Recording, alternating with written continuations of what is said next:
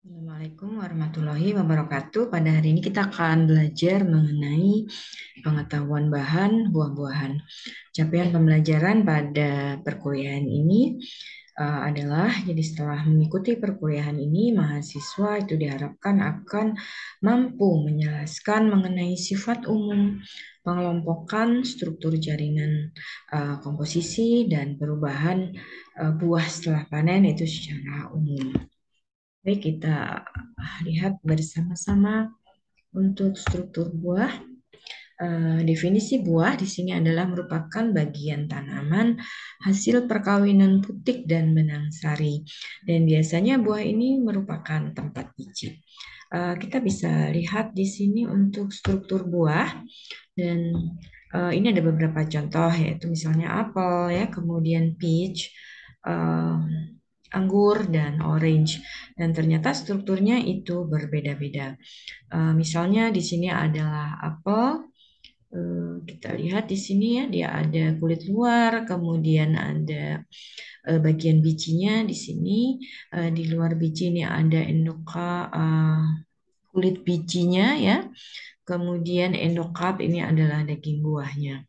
Nah, kemudian pada peach itu juga hampir mirip ya. Jadi di sini ada biji, kemudian ada mesokarp, ini adalah daging buahnya.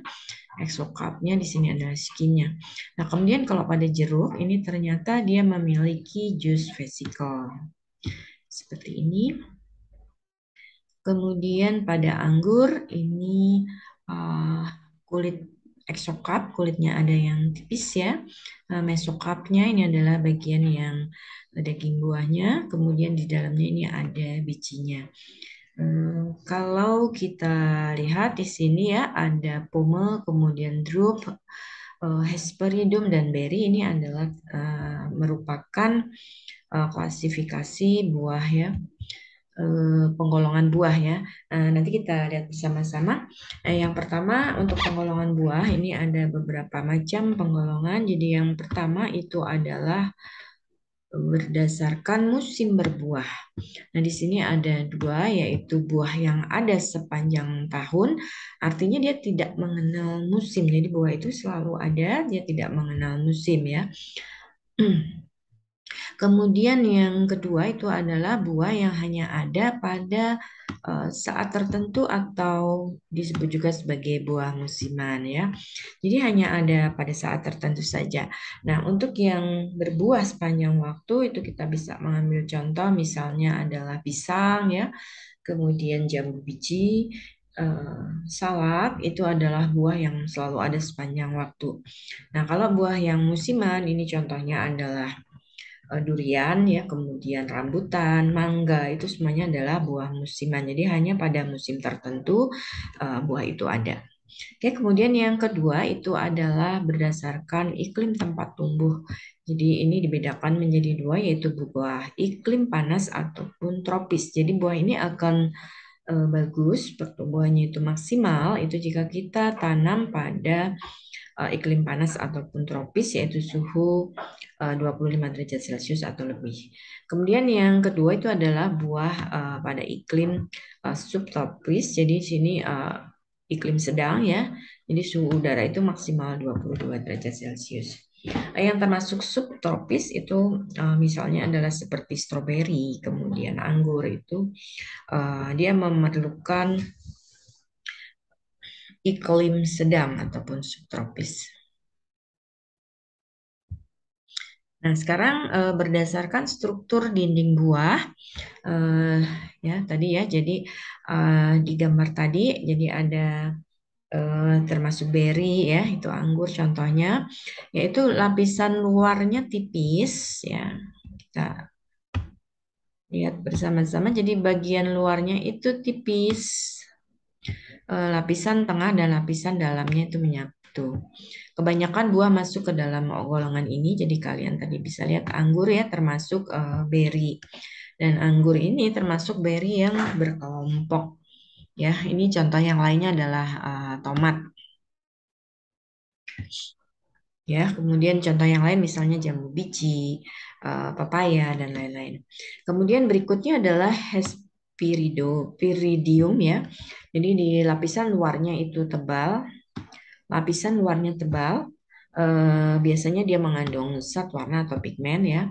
Lapisan tengahnya itu banyak mengandung ruang antar sel dan lapisan dalamnya itu terdiri dari jaringan dengan kantong-kantong jus. Jadi yang termasuk di sini adalah dari eh, jeruk ya dan sekeluarganya ya. Jadi sini contohnya kalian bisa melihat ini gambarnya jeruk ya. Jadi dia ada kantong-kantong jus. Kemudian berikutnya adalah drupe ya. Di sini lapisan luar itu terlihat jelas setelah buah itu matang. Lapisan tengah merupakan daging buah dan lapisan dalamnya merupakan pelindung yang keras bagi biji. Ini contohnya itu adalah mangga ya. Kalau kalian lihat buah mangga ya, jadi ada daging buah dan di dalamnya itu nanti dia ada biji ya. Bijinya itu memiliki pelindung yang keras. Termasuk di sini adalah mangga, kemudian apalagi alpukat ya dan sebagainya. Oke, kemudian berikutnya adalah pome. Di sini lapisan luarnya itu tipis, lapisan tengahnya itu adalah daging buah atau mesokarp ya. Kemudian lapisan dalamnya itu seperti kertas, fungsinya adalah melindungi biji. Yang masuk di sini itu misalnya adalah apel dan pir. Jadi kalau kalian buka ini pir ya, ini kita lihat di sini ini mesokarpnya. Nah kemudian di sini ini bijinya. Nah di luar biji itu ada suatu lapisan yang seperti keras, seperti kertas ya, yang fungsinya adalah untuk melindungi biji. Kemudian pepo. Oke, pepo ini adalah lapisan luarnya itu tebal dan keras. Lapisan tengahnya itu dan lapisan dalam itu menyatu membentuk daging buah ya. Ini contohnya itu adalah semangka, melon. Nah, itu termasuk di sini. Jadi sebetulnya ini merupakan berry tapi termodifikasi ya karena dia lapisan luarnya itu keras. Oke, itu berdasarkan eh, lapisan luarnya ya. Kemudian untuk struktur dan anatomi buah ini secara umum dibagi menjadi 3 sistem. Jadi ini hampir sama dengan sayuran yang kemarin sudah kita jelaskan sebelumnya. Jadi terdiri dari jaringan kulit, kemudian sistem dasar. Di sistem dasar itu kalian masih ingat di situ ada parenkim ya, sklerenkim dan kolenkim. Kemudian di sistem pembuluh itu ada jaringan xilem dan ada jaringan phloem. Baik, kita langsung ke komposisi buah. Jadi kalau kita lihat di sini bahwa sebagian besar buah itu juga mengandung air yang tinggi yaitu 70 sampai hampir 90% ya. Jadi untuk pisang ini 70% ya. Dan di sini kita lihat bahwa untuk buah itu juga bukan merupakan sumber protein ya. Jadi di sini proteinnya itu rendah.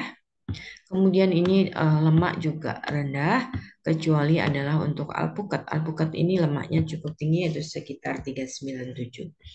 Nah, buah ini karbohidratnya ini cukup tinggi. Dan untuk karbohidrat nanti ada berbagai jenis ya. Terutama kalau yang manis tentunya sukrosa dan fruktosa. Tapi dan ini untuk kandungan karbohidrat itu nanti akan berubah seiring dengan proses pematangan buah. Ya, kemudian komposisi buah ini berbeda-beda dipengaruhi oleh varietas, tempat tumbuh, pemeliharaan tanaman, cara pemanenan, kondisi penyimpanan, dan sebagainya. Jadi secara umum tadi kadar airnya tinggi, rendah protein dan lemak, kecuali alpukat ya. Karbohidrat pada buah jadi terdiri dari beberapa jenis karbohidrat ya. Yang pertama itu adalah yang berupa pati. Oke, jadi kalau yang disebut pati ini nanti terdiri dari amilosa dan atau amilopektin ya. Nah, pada buah itu yang banyak mengandung pati itu umumnya adalah buah muda ya. Sehingga pada buah tertentu yang memang belum matang, jadi misalnya buah pisang ya, itu jelas sekali dia masih banyak sekali mengandung pati. Dan tentunya rasanya belum ada manisnya ya kalau kandungan patinya masih tinggi. Nah, biasanya untuk pisang itu pada saat kandungan patinya tinggi, itu pada kondisi secara fisiologis dia sudah masak. Artinya kalau di pohon itu dia masih hijau ya. Jadi belum berubah menjadi kuning atau belum mengalami perubahan tekstur. Nah, itu kandungan patinya itu uh, optimal ya, paling tinggi. Nah, biasanya kalau untuk pisang itu paling bagus untuk dibuat keripik itu ya pada saat seperti itu. Jadi kandungan patinya itu masih tinggi. Nah, selama masa pendewasaan sel untuk kandungan pati ini umumnya itu menurun ya, walaupun ada juga yang meningkat. Jadi untuk buah-buahan yang kemudian menjadi manis dan sebagainya, maka di situ akan terjadi hidrolisis pati yang menghasilkan golongan karbohidrat yang memiliki uh, rantai yang lebih pendek ya. Jadi untuk pati ini termasuk polisakarida. Jadi dia memiliki banyak jumlah sakarida ya. Nah, kalau yang mengalami penurunan, jadi dia akan terhidrolisis menjadi gula, maka dia berubah menjadi monosakarida ataupun disakarida. Ini kita lihat pada gula ya, gula atau di sini termasuk golongan karbohidrat yang terdiri dari satu sakarida atau monosakarida ataupun dua sakarida atau disebut juga sebagai disakarida ya. Nah, untuk gula ini juga berbeda-beda. Di sini ternyata kita temukan ada istilah buah klimakterik ya dan buah non klimakterik, nanti akan saya jelaskan lebih lanjut. Jadi untuk yang klimakterik ini kadar gulanya akan meningkat selama pendewasaan sel.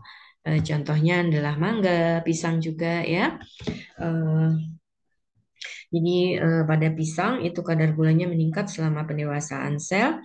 Jadi setelah kita panen ya pisang itu, biasanya kita panen pada kondisi dia masih hijau. Misalnya ada yang matang pun hanya satu biji ya, biasanya disebut apa sudah suluh begitu ya kalau petani menyebut.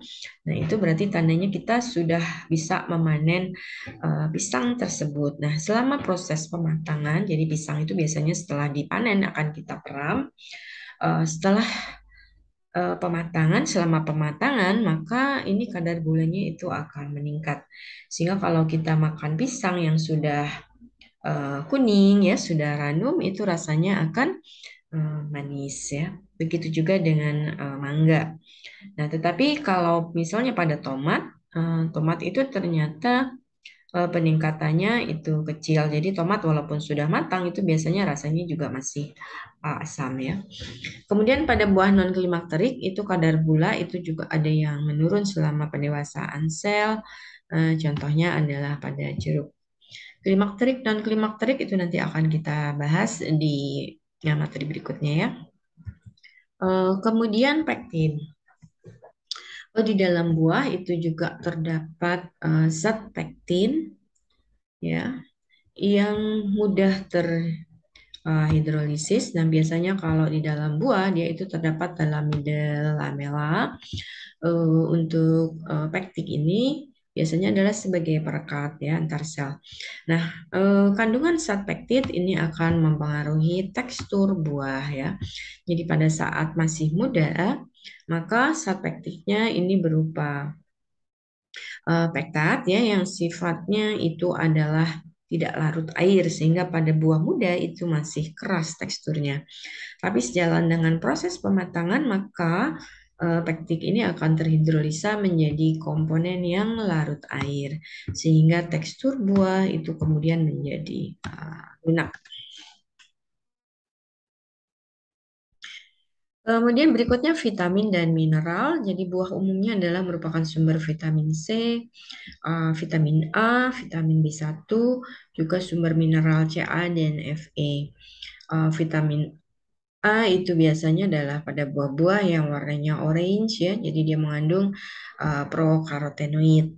Nah, kemudian juga ada pigmen, jadi warna buah itu biasanya akan dipengaruhi oleh pigmen yang terkandung di dalam buah tersebut.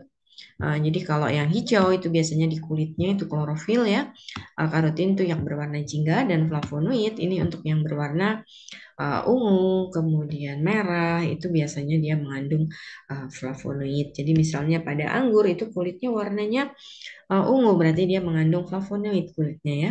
Kemudian untuk buah bit itu warnanya merah atau merah keunguan itu berarti dia baik daging buahnya itu juga banyak mengandung flavonoid dan untuk flavonoid kita tahu ini adalah merupakan sumber antioksidan ya. Jadi antioksidan ini termasuk senyawa yang sangat berperan penting dalam proses untuk menangkal radikal bebas. Dan kita semuanya tahu bahwa untuk radikal bebas itu adalah termasuk komponen yang bisa menyebabkan kanker ya. Kemudian berikutnya asam organik. Jadi pada buah muda itu umumnya dia banyak mengandung asam organik. Sehingga kalau buah muda itu rasanya adalah asam ya. Nah, pada proses pematangan itu biasanya akan menurun asam ini sehingga pada buah yang sudah matang itu rasanya menjadi manis. Itu terjadi karena asam-asam ini kemudian mengalami penurunan. Nah, jenis-jenis asam organik pada buah itu untuk setiap jenis buah ternyata berbeda-beda. Jadi misalnya pada apel itu banyak mengandung asam malat, sedangkan pada jeruk itu banyak mengandung sitrat ya. Dan buah-buah yang lain juga kandungan asam organiknya itu berbeda-beda. Itulah sebabnya kenapa rasa asam pada jeruk mungkin agak berbeda dibandingkan dengan asam pada apel ya atau mungkin pada belimbing ulu dan sebagainya. Kemudian komponen lainnya dalam buah itu antara lain adalah selulosa, ya jadi ini serat ya. Kemudian ada heksosa, ada pentosa, ada asam amino tadi penyusun protein ya, senyawa aromatik ini biasanya adalah berupa ester itu yang menyebabkan aroma buah yang berbeda-beda. Oke, kemudian kita lanjutkan dengan perubahan fisiologi setelah panen.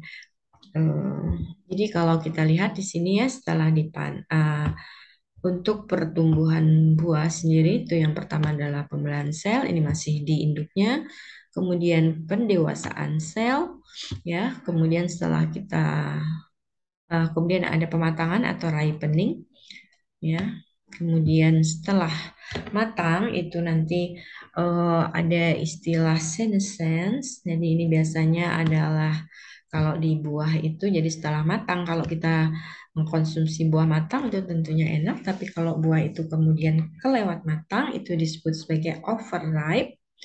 Dan di sini sudah mendekati proses kelayuan, maka dari segi rasa itu tentunya sudah tidak enak lagi ya.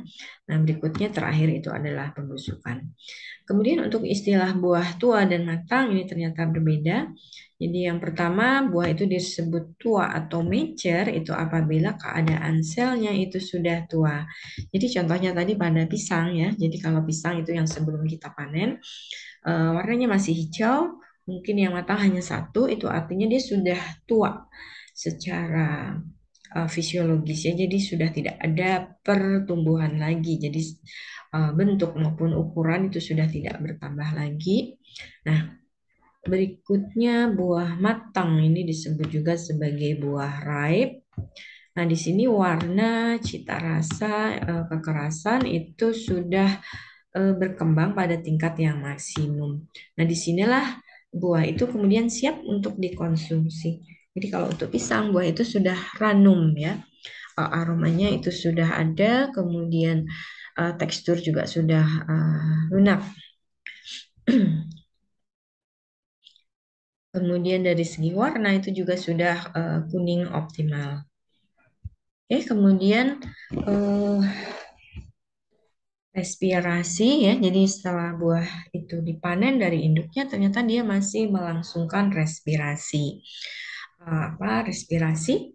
Respirasi ini adalah merupakan suatu proses biologis ya, proses biologi, dan di sini oksigen itu akan diserap untuk digunakan pada proses pembakaran energi yang menghasilkan energi CO2 dan air. Nah, ternyata setelah dipanen buah ini masih melangsungkan respirasi. Nah, berdasarkan pola respirasi itu buah ada dua, yaitu klimakterik dan non-klimakterik. Ya, tadi sudah saya singgung sebelumnya. Nah, apakah buah klimakterik? Yaitu buah yang mengalami lonjakan respirasi setelah dipanen. Contohnya itu adalah mangga, pisang, apel, ya, dan sebagainya. Nah, buah-buah ini biasanya itu dipanen dalam kondisi dia belum matang atau belum mature ya, tapi secara fisiologis itu dia sudah mature ya. Belum ya dia belum dia secara fisiologis dia sudah matang atau sudah mencapai sudah tua ya istilahnya. Nah, buah-buah ini selanjutnya setelah dipanen itu akan memerlukan waktu menjadi ranum itu setelah di peram. Nah, kalau non klimakterik di sini buah yang tidak mengalami lonjakan respirasi setelah panen. Jadi kita harus memanen buah itu setelah buah itu matang di pohon. Jadi contohnya nanas, jeruk, semangka. Ini termasuk yang non klimakterik. Ya, nanti kalian akan belajar lebih banyak mengenai fisiologis ini pada kuliah fisiologi pasca panen. Jadi sekarang kalian hanya tahu di pendahuluannya dulu ya, untuk pengetahuan bahan.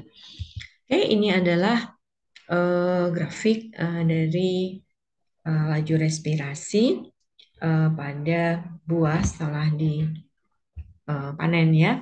Jadi kalau yang klimakterik itu polanya itu adalah seperti ini. Jadi yang hijau ini adalah klimakterik. Dia akan mengalami penurunan laju respirasinya setelah dipanen.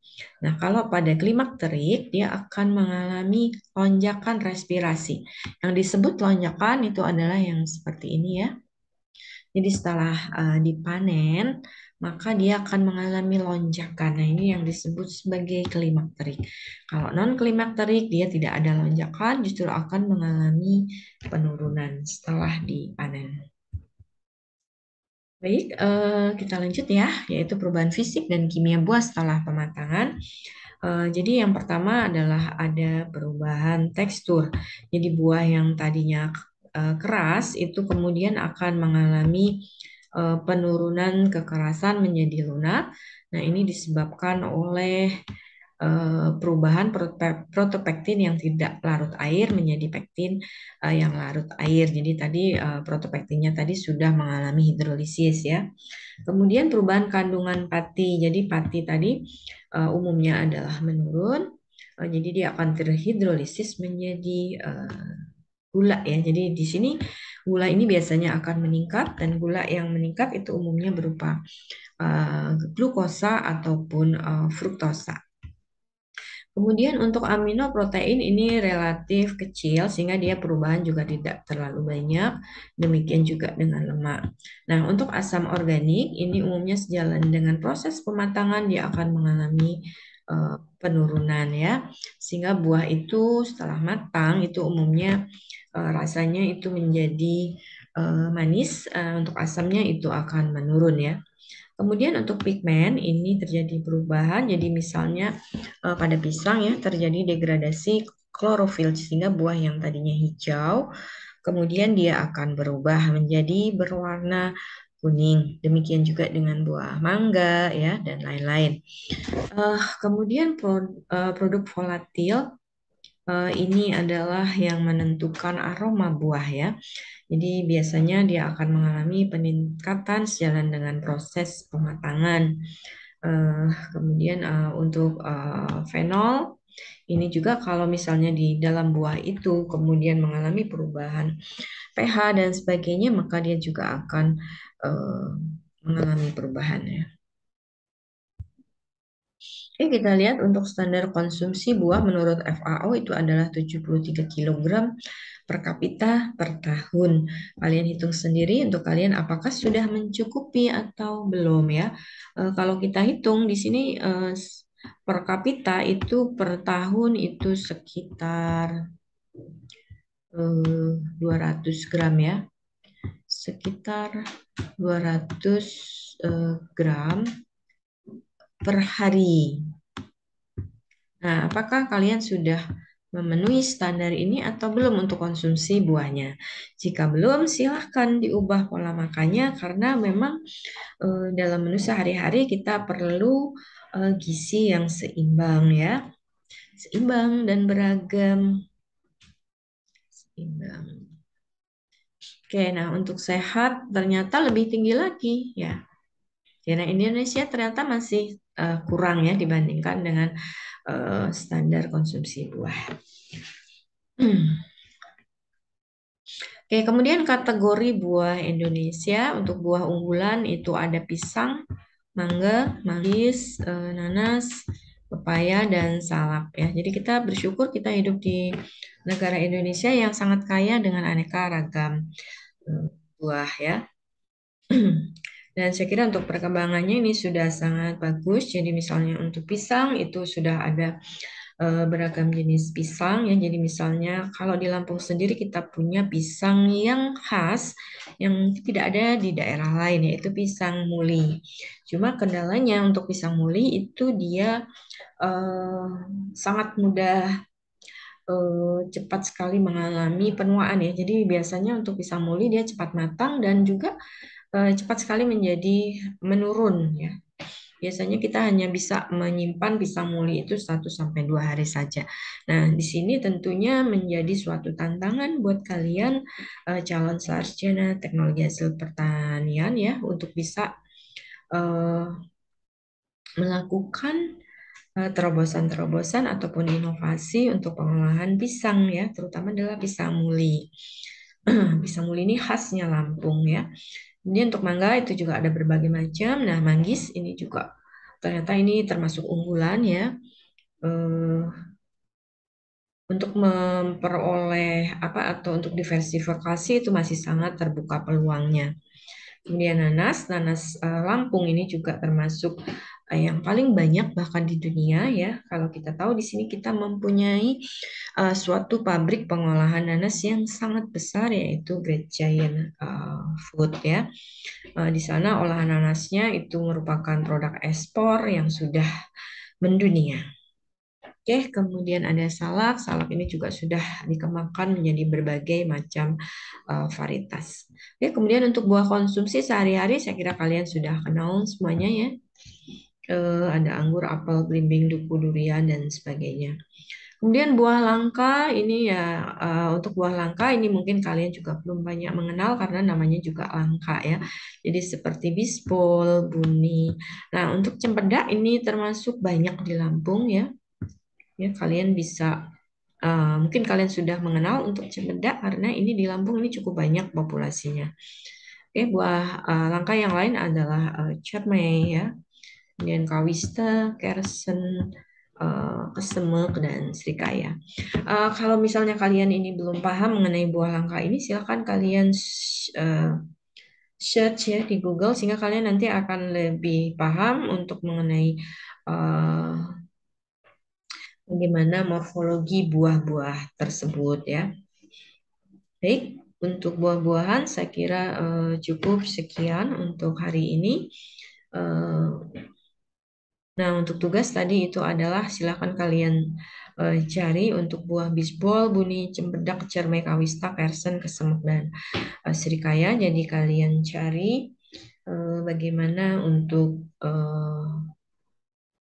sifat-sifat fisik dan kimia dari buah-buah tersebut ya, termasuk gambarnya. Jadi nanti kalian kerjakan eh, kalian kerjakan sebagai tugas mandiri di rumah ya. Baik, untuk buah-buahan saya kira cukup sekian. Saya akhiri. Wassalamualaikum warahmatullahi wabarakatuh.